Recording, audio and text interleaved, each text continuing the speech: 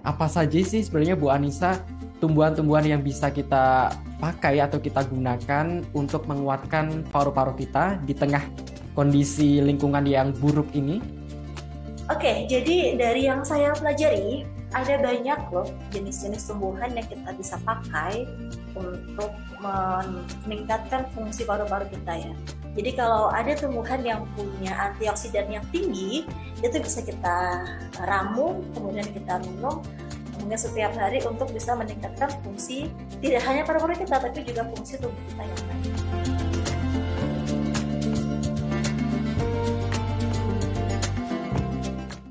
Halo Tribuners on Cam Every Night, kali ini temenin lagi bareng Agung Laksono nih. Hari ini spesial, Agung bakal ngebahas tentang masalah lingkungan yang berdampak pada kesehatan manusia. Nah Tribuners, pada pertengahan Juni lalu nih, IQ Air menempatkan DKI Jakarta sebagai kota dengan kualitas udara terburuk di dunia. Pencemaran udara di ibu kota berada di angka 167 dan masuk dalam kategori tidak sehat. Waduh, gimana tuh? Ya nasibnya mereka yang tinggal di Jakarta, apa nih yang harus mereka lakukan? Nah, sebenarnya ada banyak cara Tribuners selain berupaya mengurangi penggunaan kendaraan pribadi, terus meningkatkan penghijauan, kita juga bisa loh melakukan hal-hal kecil untuk kesehatan paru-paru kita sendiri ini. Nah, untuk menjawab hal itu, kita sudah terhubung dengan pakar etnobotani, Bu Anissa Tu Wahidah. Halo, apa kabar, Bu Anissa?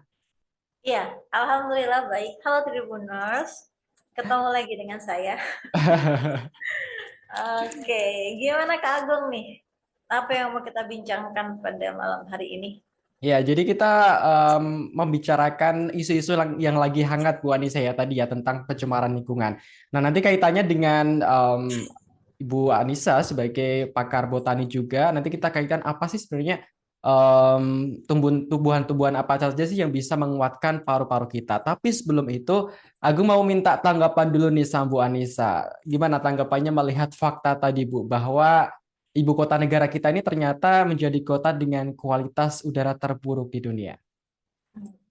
Oke, mengenai kualitas udara terburuk ya, kita lihat dari kepadatan Jakarta. Hmm. Jakarta itu kan berdasarkan World Population Review pada Juli 2023, itu tuh ternyata kota ini tuh ada sekitar 11,24 juta jumlah populasi di dalam kota tersebut, yang artinya ada dengan luas 664,01 km persegi. Nah, artinya ada sebanyak 16.924 jiwa per 1 km persegi. Bisa dibayangkan area dengan luas 1 km persegi dihuni oleh 16.924 manusia. Berapa banyak emisi yang dihasilkan, baik dari aktivitas dapur, aktivitas lingkungan, kemudian aktivitas kendaraan mereka masing-masing setiap pagi. Nah, begitu. Jadi bisa dibayangkan setiap orang setiap hari dan setiap waktu menghasilkan emisi dan dia berkumpul jadi satu. Makanya polusinya bisa setinggi itu dan dia jadi kota yang dengan kualitas udara paling buruk di dunia versi IQR ya.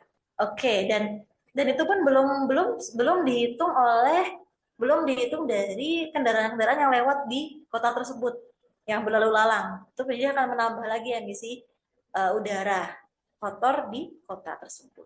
Seperti itu sih. Jadi kalau saya minta tanggapannya ya tanggapan saya prihatin ya, kota dengan tingkat kesibukan nomor satu di negara kita ternyata kualitas udaranya sangat buruk.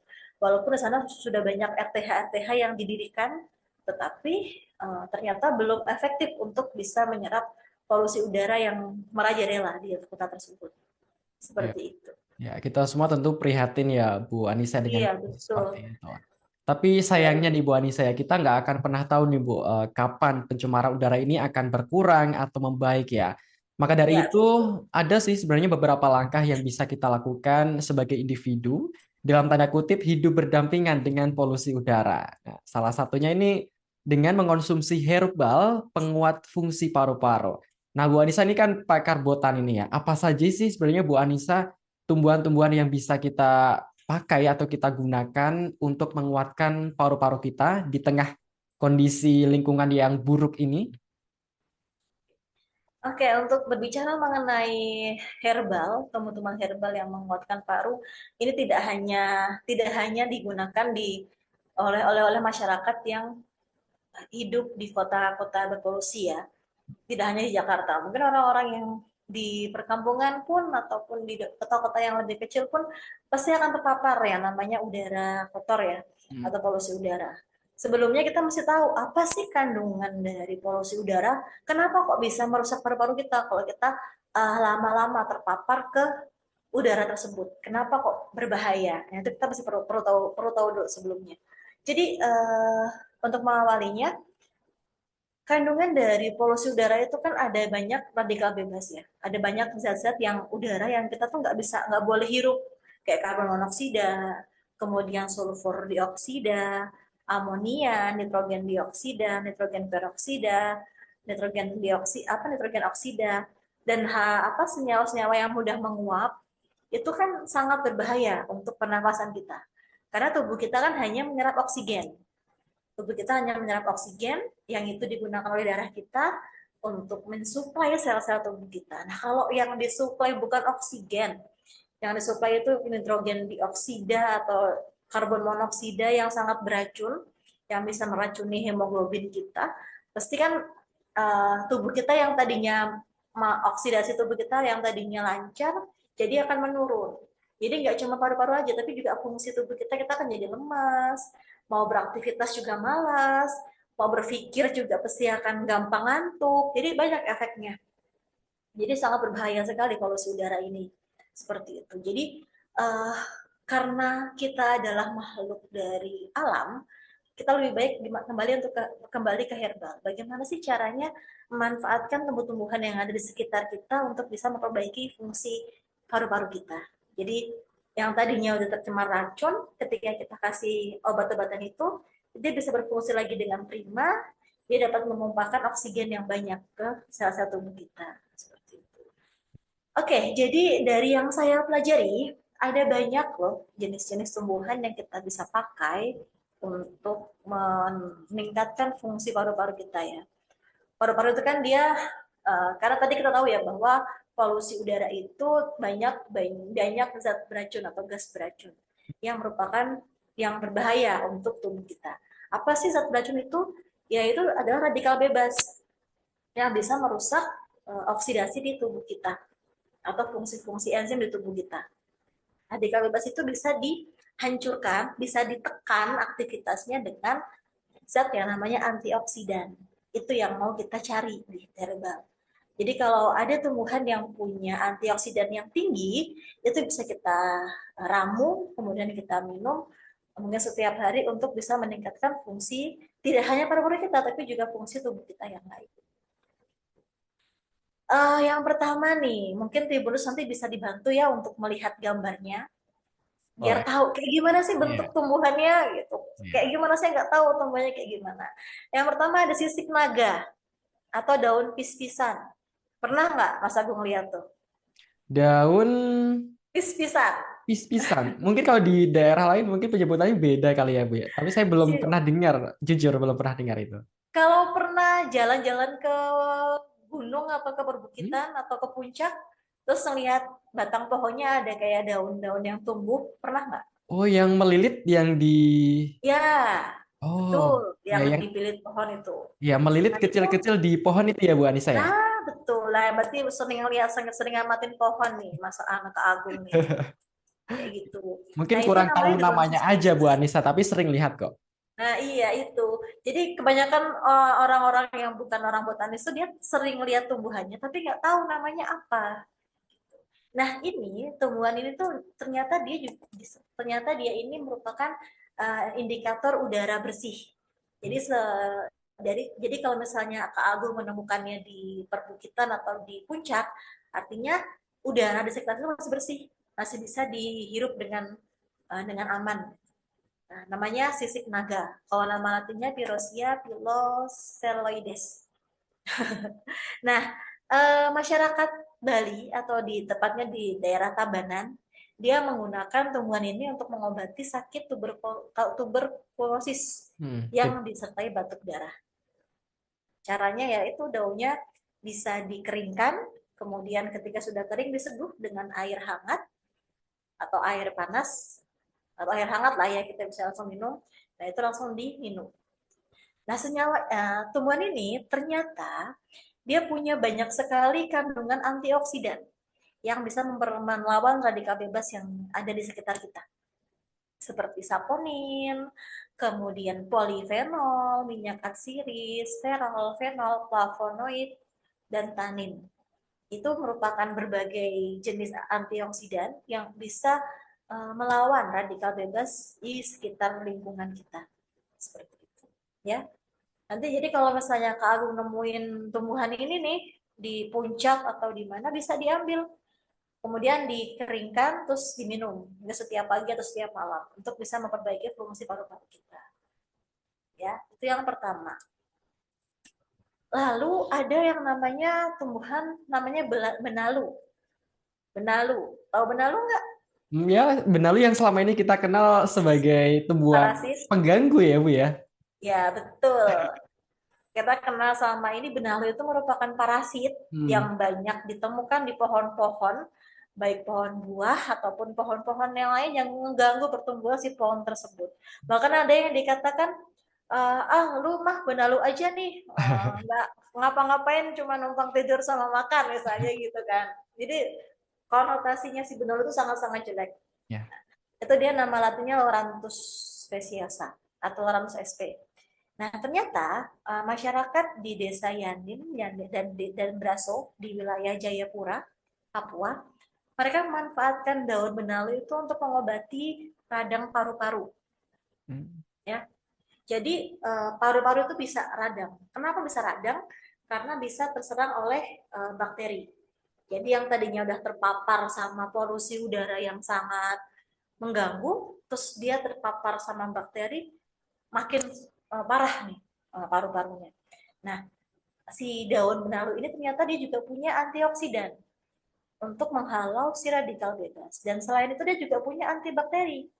Jadi selain bisa meningkatkan fungsi paru-paru orang sehat, si benalu ini juga dia bisa mengobati sakit radang paru-paru karena ada aktivitas antibakterial yang mematikan bakteri-bakteri yang menyerang si paru-paru penderita radang paru-paru. Seperti itu. Ya, jadi ambil daunnya berapa mungkin 7 3 7 atau 9 atau 5. Jadi kalau saya wawancara sama orang-orang lokal ya, mereka itu memilih yang ganjil untuk mengonsumsi herbal-herbal yang mereka percaya. Ambil saja 3 helai atau 5 helai, kemudian direbus lalu diminum seperti itu. Mungkin airnya takalnya pakai gelas. Dia namanya orang lokal ya, dia belum mereka belum punya standar herbal yang seperti seperti kita di perkotaan lah. Belum ada obat herbal berstandar yang dipakai untuk seberapa banyak sih komposisi tumbuhan ini yang mesti kita pakai lah. Jadi mereka pakai patokannya itu ganjil, ganjil dan ganjil. Nah itu bisa mengobati perdam paru-paru dan juga apa meningkatkan fungsi paru-paru karena ada aktivitas antioksidan. Nah ini saya nggak asal ngomong aja loh Kak Agung, ada penelitiannya. Nah, jadi ini ada penelitiannya oleh si Kopipah tahun 2021. Ini di kampus mana ini ya? Kopipah ini dia ternyata terbukti. Jadi ketika dia ujikan kepada uh, dia diuji apa kadar antioksidannya, dia bisa menghasilkan antioksidan sebesar 30,31 ppm. Nah, apa senyawa yang paling berperan di benalu ini yaitu flavonoid. Nah, itu yang berperan sebagai antioksidan sehingga dia bisa menghalau radikal bebas. Nah, kemudian ada lagi nih Setiawan dan Di pada tahun 2016 juga dia melakukan penelitian mengenai aktivitas antibakteri dari si daun benalu ini. Ternyata dia bisa loh menghambat pertumbuhan bakteri dengan mengganggu sel bakteri. Kan bakteri itu dia punya sel. saya tuh punya pelapis yang kuat gitu Kak Agung. Nah, itu kalau kita tidak ganggu, dia akan semakin banyak pertumbuhannya. Jadi, yang tadinya dia menginfeksi organ paru-paru, dia akan semakin terinfeksi paru-parunya. Nah, dengan ekstrak benalu ini yang kita konsumsi, pertumbuhan si bakteri itu akan terhenti karena dia dirusak dinding selnya oleh kandungan zat yang ada di daun benalu. Oke, sampai sini ada yang mau ditanyakan nggak? Masih ada lagi nih tumbuh-tumbuhannya. Ini yang menarik ya. Menurut saya ini paling menarik sih Bu. Soalnya kalau kita lihat memang di kehidupan sehari-hari kan ini dijuluki sebagai tumbuhan yang merugikan sebagai, tapi nggak banyak orang tahu. Ternyata di balik eh, label yang merugikan ini ada manfaat yang luar biasa ternyata. Jadi Betul. saya rasa ini membuka insight baru buat para Tribuners yang hari ini nonton. Sekarang jadi tahu kan, jadi oh ternyata manfaatnya luar biasa loh ya. Benalu yang selama ini kita anggap hanya sesuatu yang merugikan, ternyata zat yang terkandung di dalamnya sangat bermanfaat untuk kesehatan paru-paru kita. Ini menurut saya poin yang menarik, meskipun baru awal, tapi ini cukup menarik perhatian Tribuners yang kali ini nonton. Sepertinya seperti itu. Iya, jadi nggak hanya parasit, tapi dia Hmm. juga merupakan teman bermanfaat. Yang tadi sisik naga itu juga dia jarang orang lihat, Hmm. ya kan? Cuma Ya, betul. nempel di pohon, tapi jarang orang melihat. Ternyata dia punya manfaat. Nanti kalau nemu bisa diambil, terus dibawa pulang. Lanjut mungkin ya, ada Iya, iya. spesies lain atau Boleh, tumbuhan mana boleh. yang mudah sekali kita temukan di perumputan dan Hmm? dia sangat disukai anak-anak yang suka bermain daun. Yaitu apa? Putri malu. Terima lo. Itu mainan masa kecil saya, Bu. Iya, betul. Putri malu ini ternyata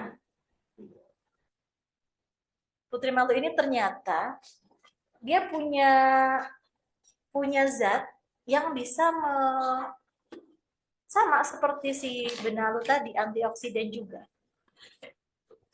Di sini ada penelitian dari kedokteran hewan dari UB. Nah, dia mengatakan bahwa si uh, putri malu ini, baik daun maupun akarnya itu dia bisa mengobati asma.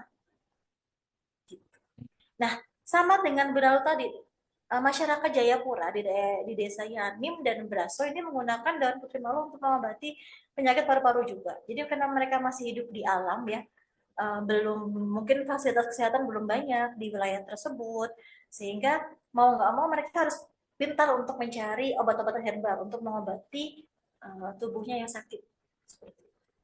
Nah ini dia si putri malu ini dia juga mengandung antioksidan dan antiinflamasi. Nah berbicara mengenai antiinflamasi, asma itu kan dia terjadi karena ada peradangan ya di saluran nafas sehingga dia menyempit. Jadi saluran nafas itu entah bronkus atau bronkiolus itu dia akan menyempit sehingga jalan nafasnya akan keganggu. Nah ini karena ada inflamasi atau peradangan. Kalau bahasa gampangnya tuh bengkak lah gitu ya. Ya. Nah si Mimosa pudica atau putri malu ini dia mengandung zat yang dapat menghambat peradangan. Jadi udah diuji nih sama peneliti dari UB, ternyata ekstrak daun putri malu dengan dosis 1000 mg per kilogram berat badan hewan uji itu dapat menyebabkan perbaikan organ paru-paru dan meningkatkan aktivitas enzim superoksida dismutase. Enzim itu yang akan melawan radikal bebas yang masuk ke paru-paru kita. Dan itu juga akan menghalau peradangan yang terjadi pada saluran nafas. Sehingga sakit asmanya itu akan berkurang atau bahkan diobati. Jadi yang tadi itu sakit asmanya hilang, sembuh dan fungsi paru-parunya akan kembali karena dia memperbaiki sel-sel yang rusak di paru-paru. Iya. Seperti itu. Ini udah, tapi ini baru di tingkat hewan uji ya. Kita Hmm. belum sampai ke tingkat manusia. Jadi ntar kalau misalnya ini ya diujikan lagi, ternyata dia bagus hasilnya, kemungkinan bisa dipakai ekstrak daun si putri malu ini untuk dijadikan obat-obatan herbal. Tapi kalau kita mau mengkonsumsi, karena sudah ada penelitiannya, kita bisa mengkonsumsi sebanyak 60 gram daun, ya, tinggal atau dan akarnya dicuci bersih, kemudian direbus dengan air sampai dari 2 gelas jadi dari 3 gelas jadi 1 gelas, lalu diminum. Nah itu untuk meningkatkan memperbaiki organ-organ paru.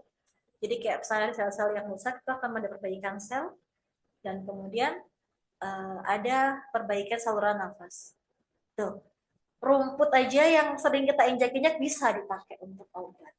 Nggak Jadi Kak sangka Amin ya. silahkan pulang ke rumah cari putri Iya. malu untuk memperbaiki organ paru-paru kita. Iya, Gitu tapi ya Kak hati-hati ya. juga pas ambilnya karena kan berduri ya Bu ya, banyak duri-durinya juga Betul. sangat hati-hati ya ketika mengambilnya. Ya ini karena dia berduri ya.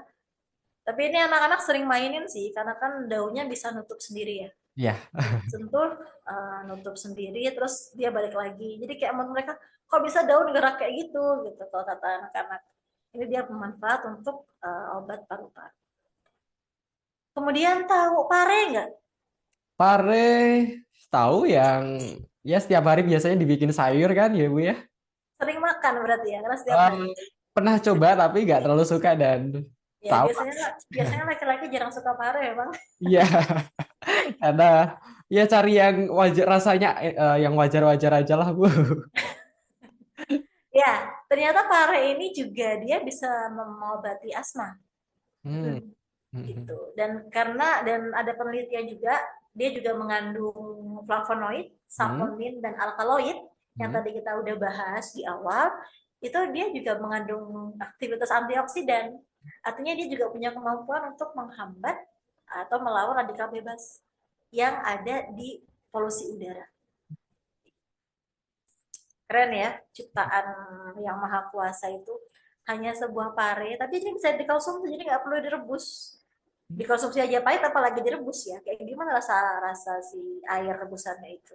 Iya, Jadi iya. itu bisa digunakan untuk memperbaiki fungsi paru. Tadi itu karena dia punya antioksidan. Nah, si pare ini daunnya, baik daunnya maupun buahnya, dia mengandung antibakterial. Ya, Hmm. sama kayak tadi si Hmm. benalu tadi, dia artinya dia ketika ada karena dia punya senyawa antibakterial, ketika kita konsumsi dia bisa melawan bakteri yang masuk ke tubuh kita. Ya, oke, ada lagi masih yang masih banyak. Masih banyak ya Bu ya. Oke, Hmm. tapi yang ini agak agak asing nih, ini asing sekali. Hmm. Pernah dengar sidaguri nggak? Sidaguri. Iya, mungkin Sepertinya bisa belum buka pernah. WhatsApp-nya atau buka ininya, Google-nya. Oke, Sidaguri. ini dia juga sama kayak si Putri Malu, golongan gulma yang kalau di pertanian nggak guna, ini buat apa sih, nggak paham. Pasti diambil, dicabut, dibuang karena nggak tahu itu gunanya untuk apa. Nanti si daguri ini saya akan sediakan gambarnya, saya akan kasih Hmm. ke Tribun ya, dan Ya. Tribuners tahu kayak gimana sih bentuk si daguri. Ini satu keluarga dengan bunga sepatu. Oh ya, Pernah lihat bunga sepatu? iya ya, pernah pernah. Pernah ngelihat pohon waru, bunga waru? Iya, pernah pernah. Nah, mirip seperti itu bunganya, tapi dia kecil. Nah, Hmm. ini dia namanya sidaguri.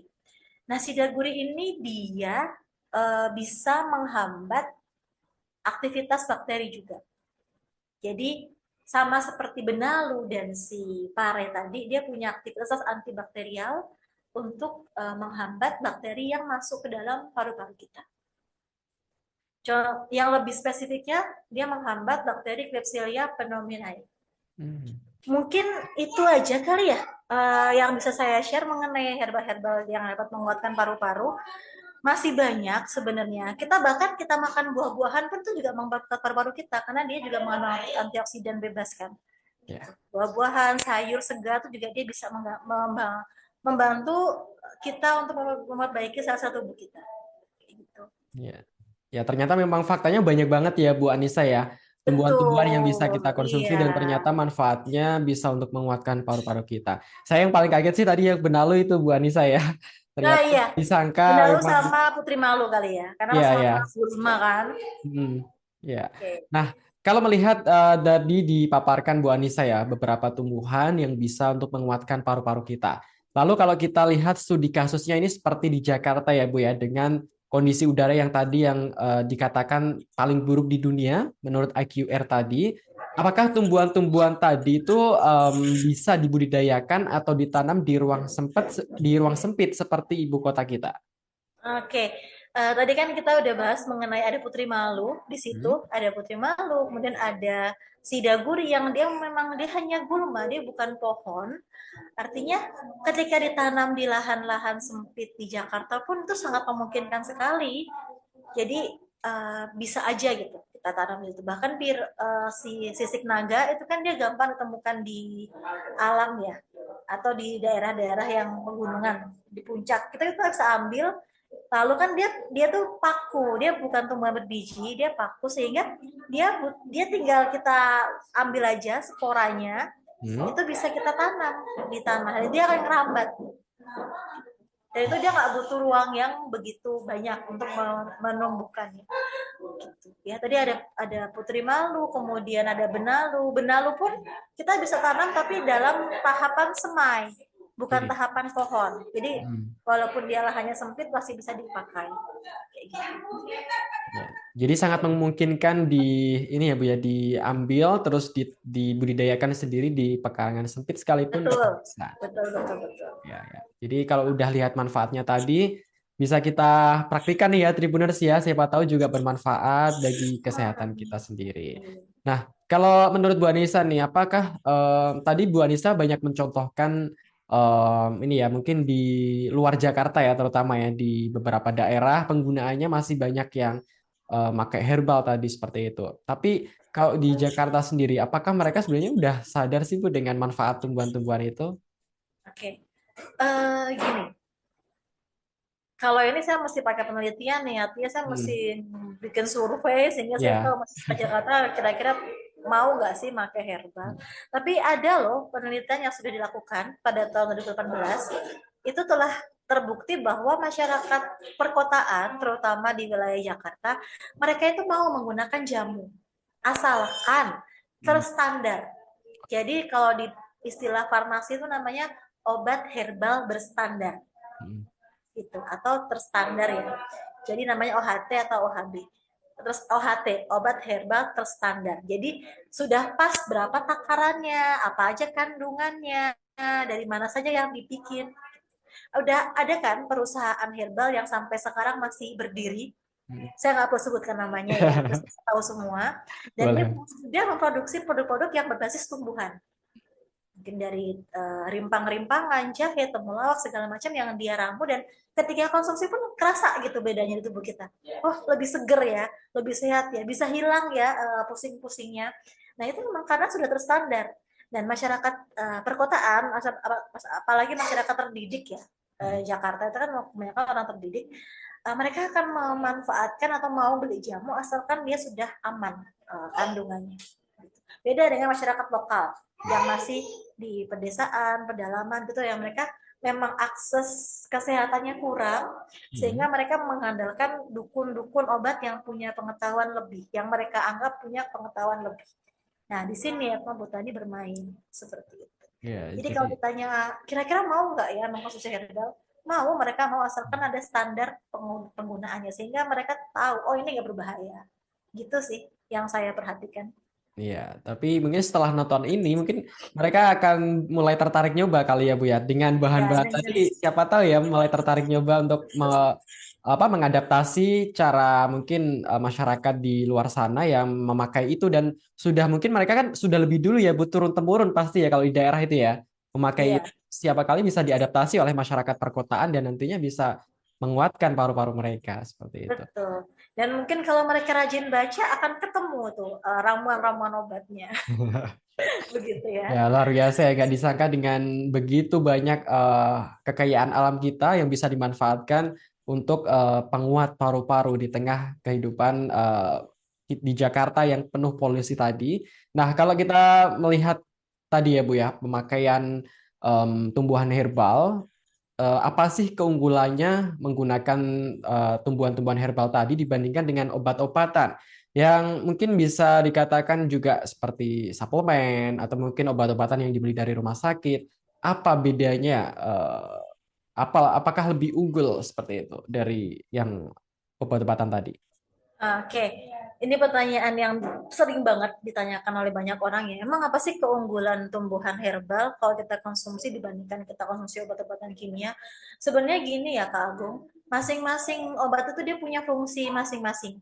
Ini kalau orang farmasi dia akan lebih banyak ya tahu mengenai hal ini. Tapi sepanjang pengetahuan saya, obat-obatan kimia itu biasanya dia bekerja di mengatasi gejala. Mhm. Jadi misalnya batuk nih, oh bakteri masuk tuh, dia ngebunuh bakterinya. Atau obat demam nih, oh panas, dia akan menurunkan fungsi, menurunkan demamnya saja. Kayak gitu. Jadi kalau keunggulannya obat-obatan kimia itu dia akan cepat reaksinya, sementara kalau obat-obatan yang herbal dia akan agak lama karena efeknya panjang. Dia mencari sumbernya, dia mengobati sel-sel yang rusak, dia mengobati bagian tubuh yang memang nggak fungsi dengan baik. Nah, kemudian disembuhkan dengan secara perlahan. Misalnya kayak meniran itu kan dia untuk mengobati inflamasi ya. Jadi dia mencari dia mengaktifkan si sel kekebalan tubuh di tubuh kita, kemudian dia uh, untuk membunuh si bakteri-bakteri yang masuk dalam tubuh kita. Kayak sama kayak si tadi juga si benalu, kemudian sisik naga yang tadi kita bicarakan ya, mereka punya anti inflamasi, mereka punya antibakteri. Jadi dalam satu paket obat ada banyak aktivitas biologis yang mereka kerjakan untuk mengobati berbagai penyakit yang ada di dalam tubuh kita dan sumbernya di mana. Tapi memang reaksinya nggak secepat obat-obatan kimia, karena emang mereka mengobatinya secara menyeluruh. Jadi kalau saran saya kalau pengen cepat ya pakai kimia, tapi kalau mau jangka panjang didampingi dengan herbal. Gitu kalau saya mikirnya. Jadi Ya. ada keseimbangan. Hmm. Kalau memang butuhnya cepat nih, pakai obat kimia, tapi kalau memang jangka panjang ingin menjaga kesehatan, konsumsilah herbal. Itu untuk menjaga kesehatan tubuh kita dan fungsi tubuh kita. Gitu Ya. kali.